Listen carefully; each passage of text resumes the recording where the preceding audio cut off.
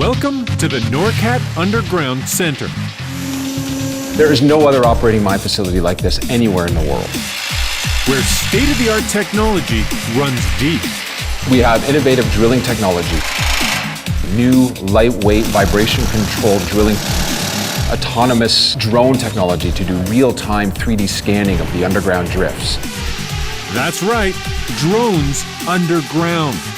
So the special thing about this drone, what it allows us to do is create 3D maps of inaccessible areas.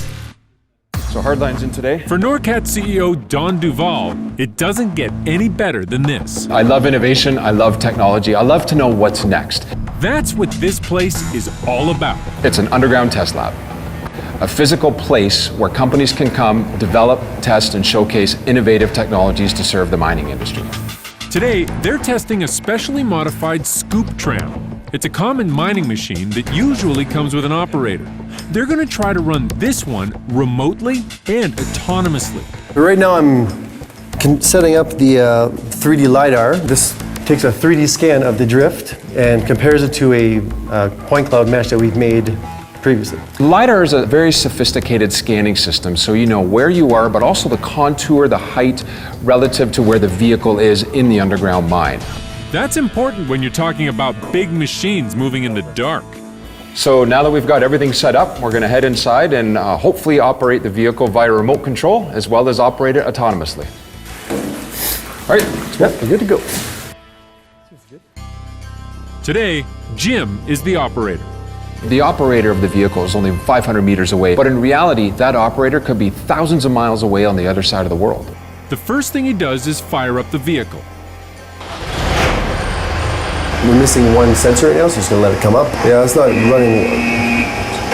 This is not how it should be running right now.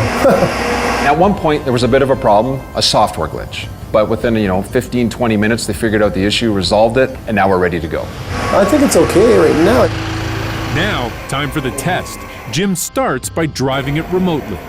So once I have my direction selected, I can go ahead and operate the scoop tram manually.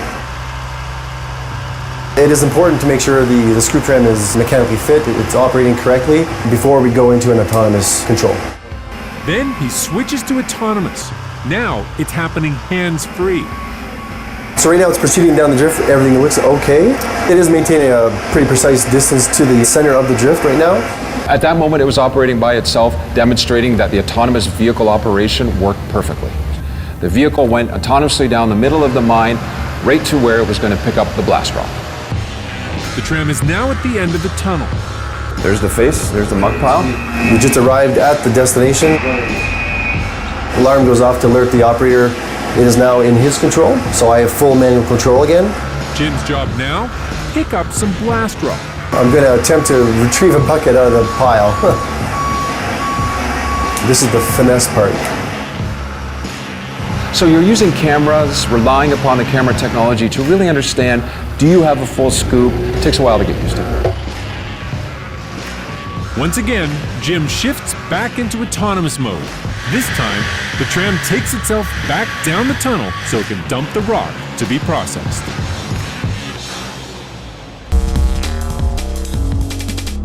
The test went perfect. It works. We've gone through the entire mining process. It's operated autonomously for a portion of it. We've bought the blast rock out, off to be refined. Mining can be dangerous, and new emerging innovative technologies can make it safer. And where we go from here, it's boundless. The ability to use this technology to actually mine on the moon, on Mars, on other planets, this technology will enable that down the road. That's the future of mining.